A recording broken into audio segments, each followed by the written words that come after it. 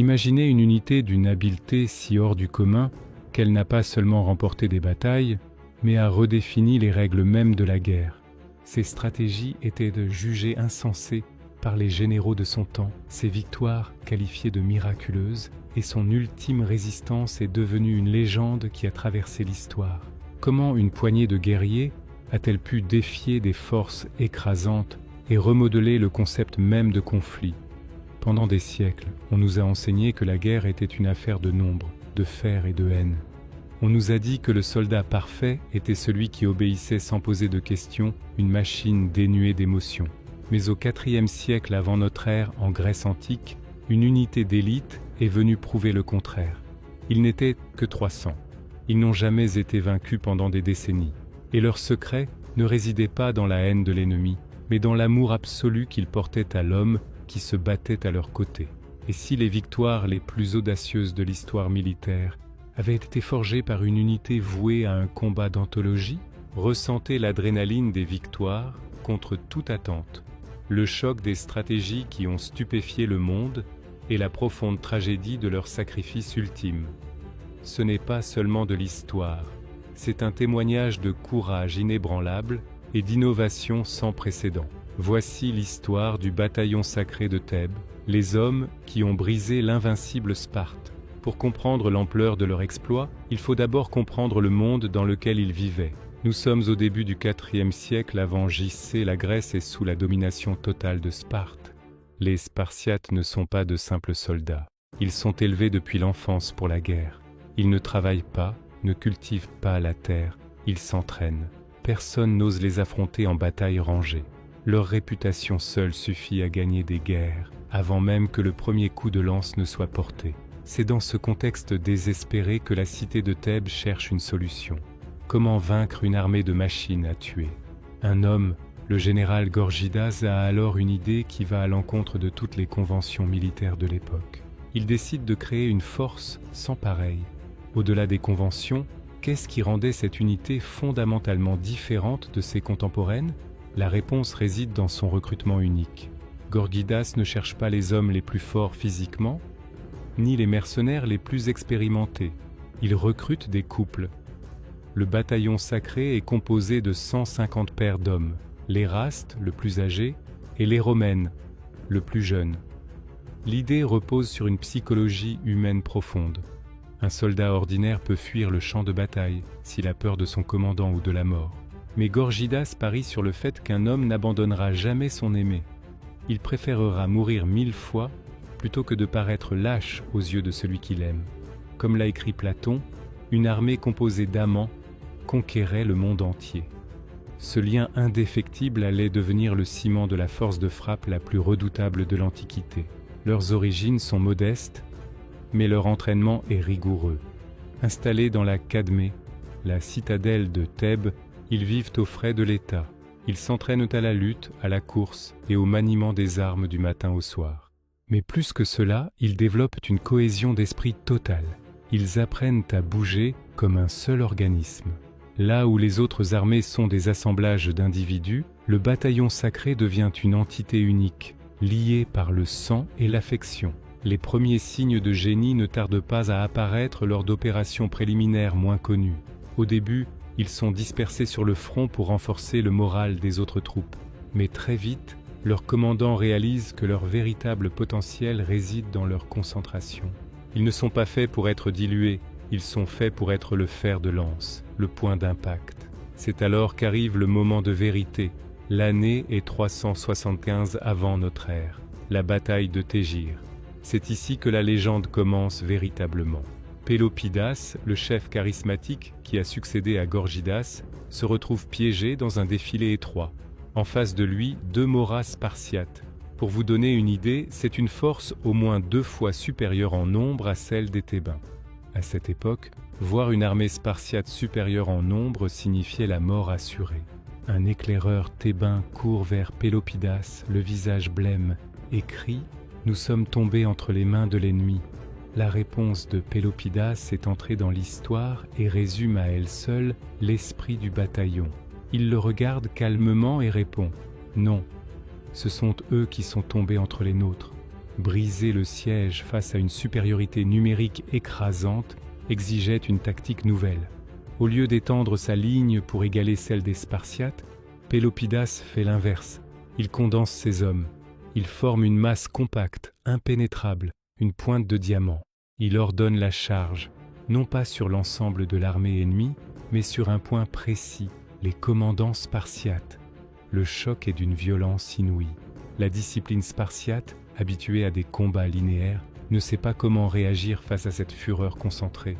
Les chefs spartiates sont abattus dès les premières minutes. Paniqués, privés de commandement, les invincibles spartiates ouvrent leurs rangs pour laisser passer les Thébains, espérant qu'ils fuiront.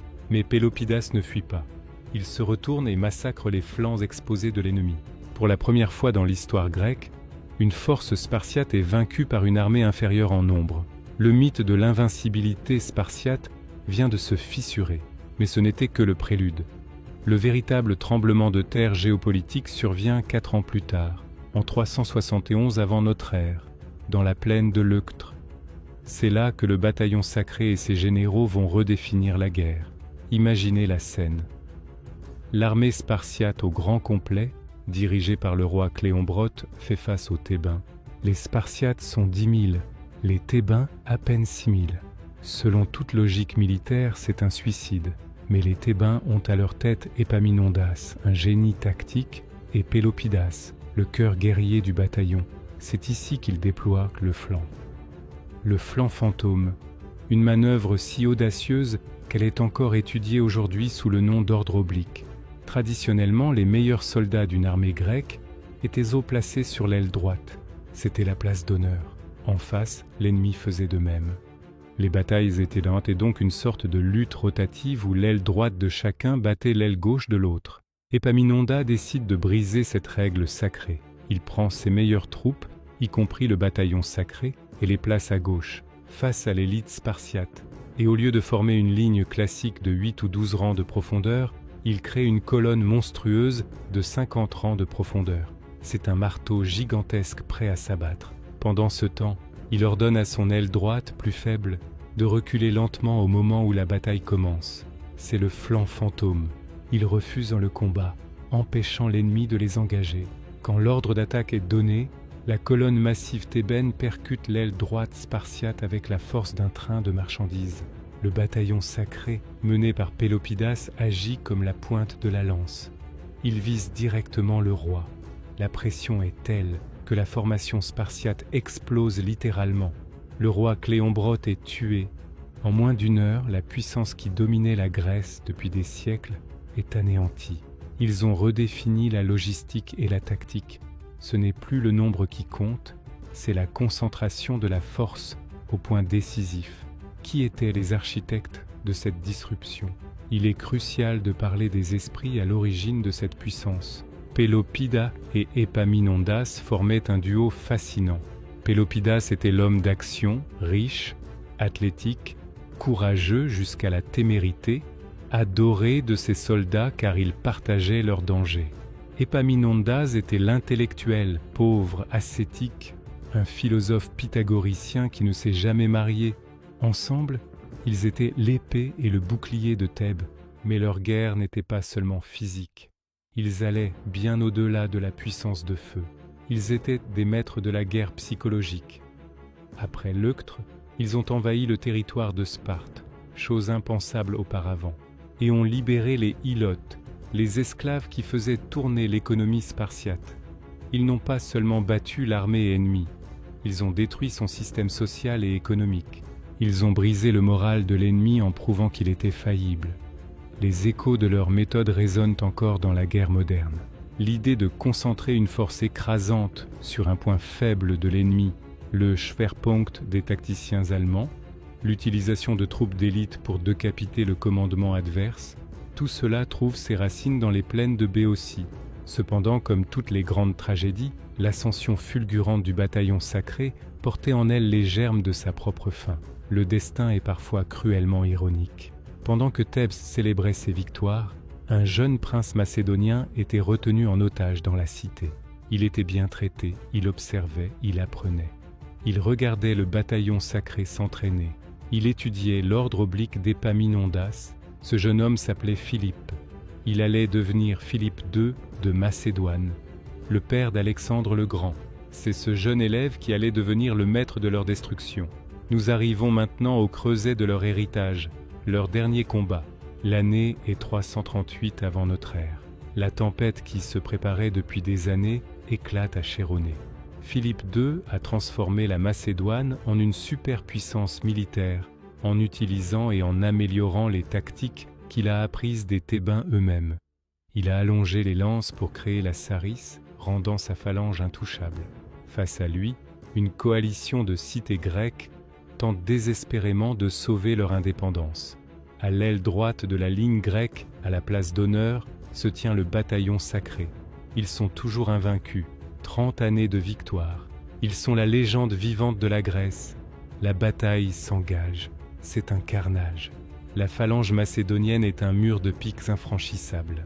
Sur l'autre flanc, le fils de Philippe, le jeune Alexandre, âgé de 18 ans, mène la cavalerie. Contre toute attente, une dernière fois, le bataillon tient bon, alors que le reste de l'armée grecque commence à plier, puis à rompre, puis à fuir. Le bataillon reste immobile.